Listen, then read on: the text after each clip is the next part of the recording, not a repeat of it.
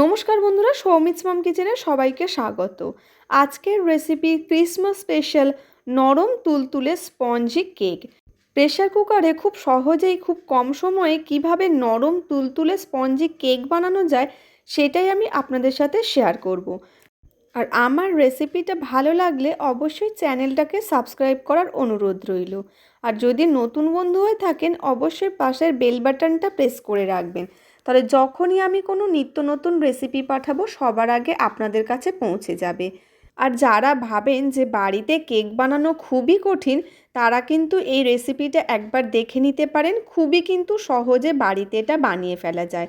চলুন রেসিপিটা শুরু করা যাক। কেক বানানোর জন্য আমি একটা মিক্সিং বোল নিয়েছি আর কাপ মেপে 1 কাপ নিয়ে নেব দুধ। দুধটা আমি জাল করে ঠান্ডা করে রেখেছিলাম। ওই কাপেরই 1 কাপ দিয়ে দেব চিনি। উপকরণগুলো আমি কাপ মেপেই ব্যবহার করছি যাতে খুব সহজে সবাই বাড়িতে বানিয়ে নিতে পারেন। আর দিয়ে দেব একটা ডিম। খুব ভালো করে সমস্ত উপকরণগুলোকে মিশিয়ে নিতে হবে। আর এটা ততক্ষণই ফেটাতে হবে যতক্ষণ না চিনিটা মেল্ট হয়ে যাচ্ছে। মিক্সিং বোলটা একটু ছোট ছিল, তাই মিক্সিং বোলটাকে পাল্টে আমি একটা বড় মিক্সিং বোল নিয়ে নিয়েছি। মিশ্রণটা ততক্ষণই ফেটাতে হবে যতক্ষণ না চিনিটা মেল্ট হয়ে যাচ্ছে। চিনিটা কিন্তু খুব ভালোভাবে মেল্ট হয়ে গেছে। এবার এর মধ্যে আমি দিয়ে দেব রান্নার তেল। আমি এখানে রিফাইন্ড অয়েল ব্যবহার করেছি। আপনারা চাইলে মেল্টেড বাটারও ব্যবহার করতে পারেন। 1 কাপের 4 ভাগের 1 ভাগ দিয়ে দিলাম রিফাইন্ড অয়েল। খুব ভালো করে মিশিয়ে নিতে হবে যতক্ষণ না মিশ্রণের রঙটা বদলে সাদা হয়ে যাচ্ছে।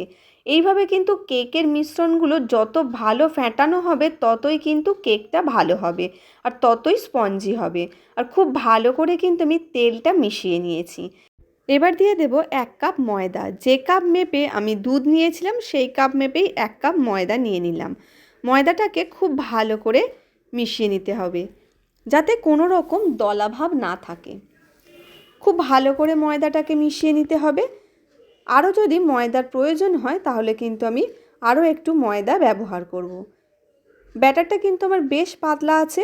আমি আরও 1 কাপ পরিমাপের ময়দা আমি দিয়ে দেব। ময়দাটাকে দিয়ে খুব ভালো করে মিশিয়ে নিতে হবে। খুব ভালো করে একটু সময় ধরে ময়দাটাকে মেশাতে হবে যাতে কোনো রকম দলাভাব না থাকে। খুব ভালো করে কিন্তু আমি ময়দাটাকে মিশিয়ে নিয়েছি।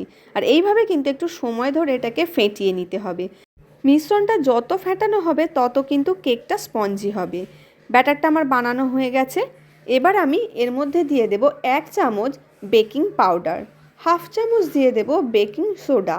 যতটা বেকিং পাউডার দেব তার থেকে কিন্তু অর্ধেক দিয়ে দেব বেকিং সোডা। আর দিয়ে দেব 1 চামচ ভ্যানিলা এসেন্স।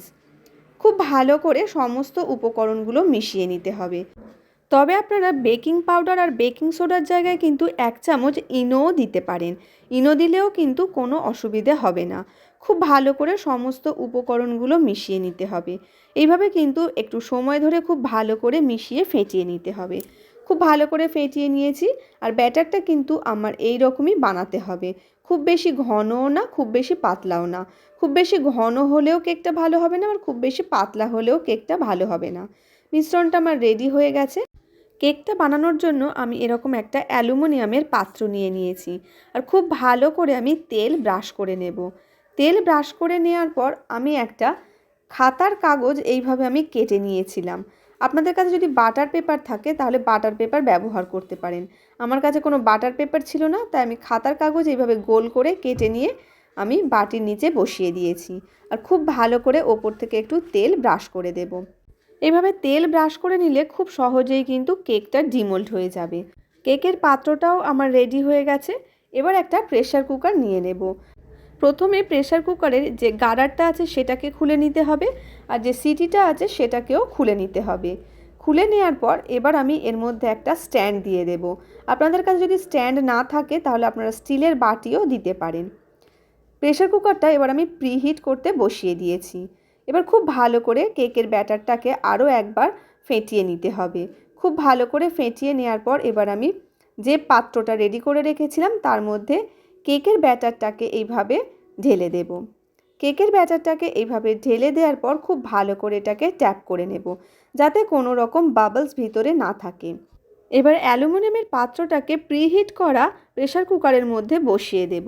প্রেসার কুকারের মধ্যে বসিয়ে দিয়ে প্রেসার কুকারের ঢাকনাটাকে বন্ধ করে দিতে হবে।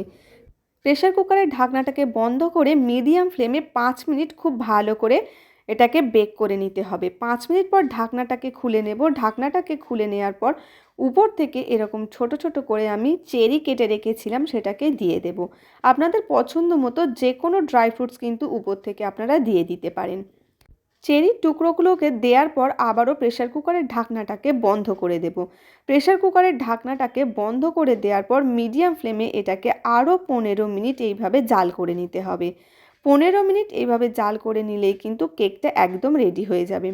15 মিনিট পর প্রেসার কুকারের ঢাকনাটাকে খুলে নেব। ঢাকনাটাকে খোলার পর একটা কাঠি দিয়ে আমি চেক করে নেব কেকটা আমার রেডি হয়ে গেছে কিনা।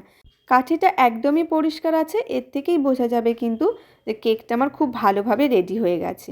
এবার প্রেসার কুকারটাকে নামিয়ে নেব। নামিয়ে নিয়ে প্রেসার কুকারের মধ্যে থেকে আমি কেকের বাটিটাকে নামিয়ে নেব। কেকের বাটিটাকে নামিয়ে নেওয়ার পর খুব ভালো করে একটা ছুরির সাহায্যে আমি কেকের চারিদিকটা এইভাবে ছাড়িয়ে নেব। খুব ভালো করে কেকের সাইডটা এইভাবে চারিদিকে ছাড়িয়ে নেওয়ার পর একটা প্লেট নিয়ে নেব। প্লেটের উপরে খুব সহজেই কিন্তু এটা উল্টে দিলেই এর কেকটা খুব ভালোভাবে ডিমোল্ড হয়ে যাবে।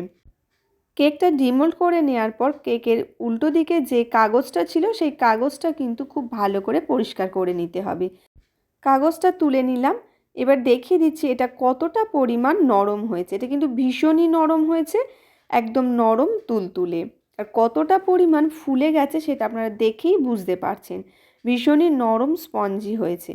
একটা ছুরির সাহায্যে আমি কেটে দেখাচ্ছি ভিতরটা কতটা পরিমাণ নরম হয়েছে আর কতটা স্পঞ্জি হয়েছে।